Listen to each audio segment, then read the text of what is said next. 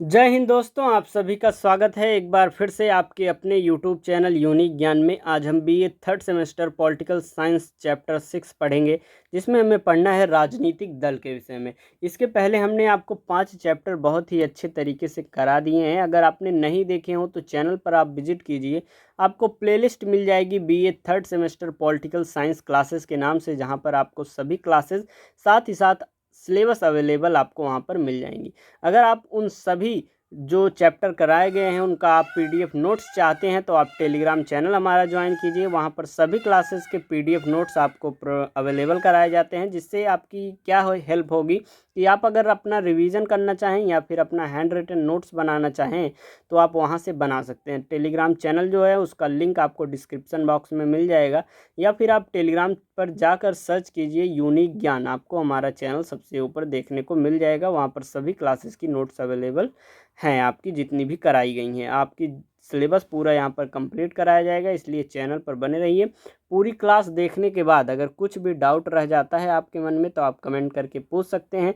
किसी अन्य सब्जेक्ट का आपको सिलेबस चाहिए, अगर वीडियोस नहीं अपलोडेड हैं तो आप कमेंट में बता सकते हैं, आपको टेलीग्राम पर उसका सिलेबस जो है सेंड कर दिया जाएगा। तो चलिए देखते हैं राजनीतिक दल क्या होता है, उसका एक प्रकार से महत्व क्या है, उसके कार्य क्या हैं, किस प्रकार से वह किसी भी सरकार के सामने जो है वह लीड करता है, कैसे अपने आप को वह कार्य को जो है सफल बनाता है। चलिए इन सभी बातों को हम देखेंगे। राजनीति दल का अर्थ सबसे पहले हम देखेंगे। जब व्यक्तियों का कोई समूह संगठित रूप से अपने राजनीतिक उद्देश्यों को प्राप्त करने के लिए प्रयत्नशील रहता है तब उसे राजनीतिक दल कहते हैं। अर्थात जब कोई समूह हो और राजनीतिक उद्देश्य को लेकर किसी भी प्राप्त करने को उद्देश्य में हो तो वह राजनीतिक दल कहलाता है। अगर हम इसकी परिभाषा की बात करें तो विभिन्न विद्वानों ने इसकी परिभाषाएं दी हैं। सबसे महत्वपूर्ण परिभाषाओं को हम बताएंगे। लीकाक महोदय ने कहा है कि राजनीतिक दल संगठित नागरिकों के उस समुदाय को कहते हैं जो इकट्ठे मिलकर एक राजनीतिक इकाई के रूप में कार्य करती है। एक प्रकार से एक ऐसा संगठित नागरिकों का दल है जो एक साथ मिलकर राजनीतिक इकाई के लिए कार्य करता है, अपने राजनीतिक जो है सिद्धांतों को लेकर वह आगे बढ़ता है। एमपी शर्मा क्या कहते हैं? एमपी शर्मा जी कहते हैं कि एक राजनीतिक दल से हमारा तात्पर्य जनता के ऐसे संगठन से है जो कतिपय राजनीतिक सिद्धांतों तथा उद्देश्यों को मानते हुए संवैधानिक साधनों के माध्यम से एक साथ कार्य करते हैं।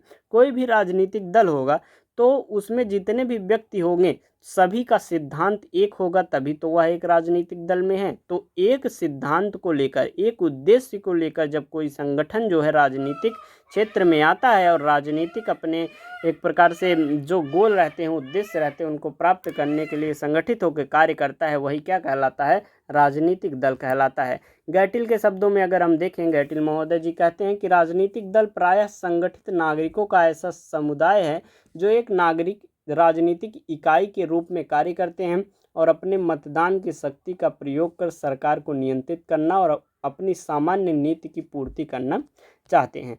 राजनीतिक दल की विशेषता में सबसे पहली विशेषता हम बात करेंगे संगठन है। कोई भी दल कब बनता है? जब उनमें संगठन हो, और संगठन किसी भी दल का एक प्रकार से सबसे प्रमुख बिंदु होना चाहिए, और संगठन सबसे अच्छी विशेषता किसी भी राजनीतिक दल की होनी चाहिए। अगर सभी जो नागरिक हैं, उसके सभी जो सदस्य हैं, उसके एकजुट होकर कार्य करेंगे तभी कोई दल, कभी कोई संगठन जो है आगे चल पाएगा, उसके उद्देश्य तभी पूरी हो पाएंगे। तो सबसे पहली विशेषता क्या है कि संगठन जो है राजनीतिक दलों की प्रमुख विशेषता है। राजनीतिक दल निचली इकाई से लेकर केंद्र तक सुव्यवस्थित तथा संगठित रहते हैं। इनके कुछ नियम, उपनियम तथा कार्यालय होते हैं और निर्वाचित पदाधिकारी होते हैं। प्रत्येक राजनीतिक दल की शक्ति उसके संगठन पर निर्भर करती है। जो दल जितना अधिक सुसंगठित है वह उतना ही अधिक सुदृढ़ तथा अस्थायी होगा। देखिए यहाँ पर मोर बहुत बोल रहा है, तो उससे अगर आपको आवाज़ में कोई दिक्कत हो रही होगी, अच्छे से आप सुनते रहिए। बस संगठन सबसे पहली विशेषता है। अगली विशेषता हम इसके बाद देखेंगे, सिद्धांतों में एकता। राजनीतिक दल की एक और प्रमुख विशेषता क्या है कि उसके मूलभूत सिद्धांत में एकता होती है। हमने पहले ही बताया, कोई भी जब दल बनता है, कोई भी समूह बनता है, कोई आम चीज़ के लिए भी समूह बनता है, कोई भी एक छोटा समूह किसी आपके ग्रुप में भी बनता है, आपके जब क्लासेस में आपके जो है फ्रेंड सर्कल में बनता है, तो उसके जो सदस्य होते हैं उनकी जो एक उद्देश्य होती है, उनका जो सिद्धांत होता है, वह जो चाहते हैं एक समान होते हैं। प्रत्येक राजनीतिक दल के कुछ सिद्धांत होते हैं। नए सदस्यों के आने तथा पुराने सदस्यों के जाने और नेतृत्व परिवर्तन के कारण इन सिद्धांतों में कोई परिवर्तन नहीं होता है। चाहे कोई आए चाहे कोई जाए, लेकिन उसका जो सिद्धांत है, उसका जो मोटो है, उसका जो उद्देश्य है, वह हमेशा ही क्या रहता है, समान रहता है। राजनीतिक दल के सिद्धांतों के द्वारा भी एक दल के विभिन्न सदस्यों में एकता स्थापित होती है। जैसे भारत में कांग्रेस का प्रमुख उद्देश्य भारत में समाजवाद की स्थापना करना है। जिन व्यक्तियों की आस्था इस सिद्धांत में होगी वे ही कांग्रेस दल के सदस्य बनेंगे। आगे हम देखेंगे, अगला है हमारा सत्ता प्राप्ति की आकांक्षा। अब कोई भी राजनीतिक दल हो, उसका एक प्रकार से आकांक्षा क्या होगी कि वह सत्ता प्राप्त करे और लोगों के हित का कार्य कर सके। तो वह जब सत्ता में आएगा, जब सरकार में आएगा, तभी जनता के हित के कार्य को कर पाएगा, तभी अपना जो सोचा है वह उद्देश्य प्राप्त करके लोगों के हित को कार्य को करेगा।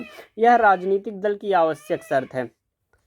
कोई भी समूह चाहे वह संगठित हो, उसका उद्देश्य जनता की सेवा करना हो। जब तक राजनीतिक दल नहीं कहला सकता जब तक उसका उद्देश्य सत्ता को प्राप्त करना ना हो। राजनीतिक दल जनसेवा के कुछ नीतियां तथा कार्यक्रम घोषित करते हैं, किंतु उनका क्रियान्वयन शासन शास्त्र तंत्र के माध्यम से ही हो सकता है। अर्थात जैसे कि कोई भी जनता के हित में वह अपना परियोजना बनाते हैं, लेकिन जब सत्ता में रहेंगे तभी उसे लागू कर पाएंगे। इसलिए जो भी राजनीतिक दल होते हैं उनका विशेषता क्या होती है, सत्ता प्राप्त करने की उनकी आकांक्षा इच्छा होती है। अतः प्रत्येक दल अपनी नीतियों के क्रियान्वयन के लिए सत्ता प्राप्त करना चाहते हैं और इसका प्रयास भी करते रहते हैं। अगला है राष्ट्रीय हित।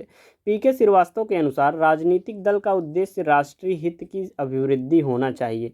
यदि कोई संगठन वर्ग, जाति या संप्रदाय विशेष का हित साधन करता है तो सही मायने में वह राजनीतिक दल नहीं है। अर्थात अगर कोई भी दल हो, कोई भी राजनीतिक दल हो, विशेष किसी एक कोई भी संगठन अगर हो आपके राजनीति में और वह किसी एक विशेष धर्म जाति के लिए वह हित कार्य कर रहा है, तो उसे एक प्रकार से राजनीतिक दल नहीं माना जा सकता, केवल एक गुट मात्र ही समझा जा सकता है। प्रत्येक अच्छा राजनीतिक दल जो है वह राष्ट्रीय हित में ही कार्य करता है। वह उन नीतियों तथा कार्यक्रमों को ही अपनाता है जिनसे देश का हित होता है। अतः इसका उद्देश्य अपने स्वार्थ के लिए नहीं वरन जनहित के लिए सत्ता में आना होता है। अब हम देखेंगे प्रजातंत्र में राजनीतिक दलों का महत्व क्या है। जो हमारा लोकतंत्र है उसमें राजनीतिक दल क्या महत्वपूर्ण भूमिका निभाते हैं। प्रजातांत्रिक प्रणाली वाले देशों में राजनीतिक दलों का विशेष महत्व है। प्रजातंत्र में जनता के प्रतिनिधियों को चुनने, सरकार बनाने तथा शासन चलाने में राजनीतिक दलों द्वारा महत्वपूर्ण योगदान दिया जाता है।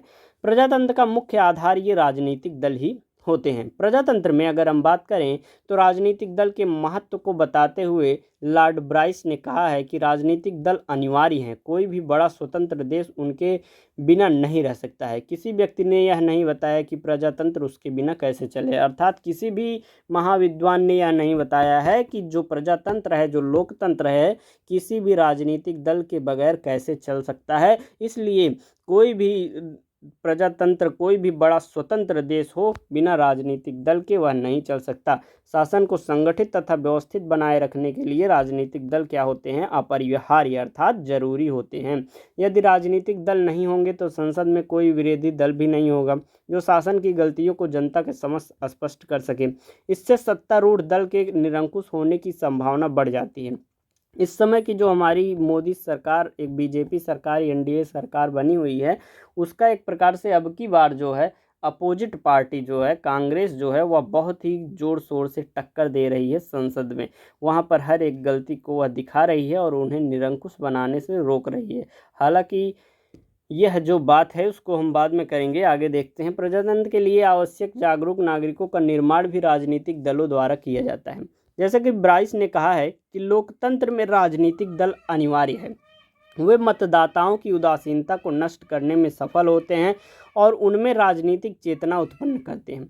चुनाव के समय राजनीतिक दल ही अपने प्रत्याशी की योग्यता तथा अपने सिद्धांतों, नीतियों तथा कार्यक्रमों का प्रचार करते हैं। जब चुनाव आता है तो उसके जो सदस्य होते हैं किसी भी राजनीतिक दल के, वह ही प्रचार करते हैं, वह क्या क्या करेंगे सत्ता में आकर, इन सभी बातों को बताते हैं। और इन सभी बातों को सुनकर, उनके वादों को सुनकर, उनके उद्देश्यों को सुनकर जो जनता होती है वह अपनी सरकार का चयन करती है।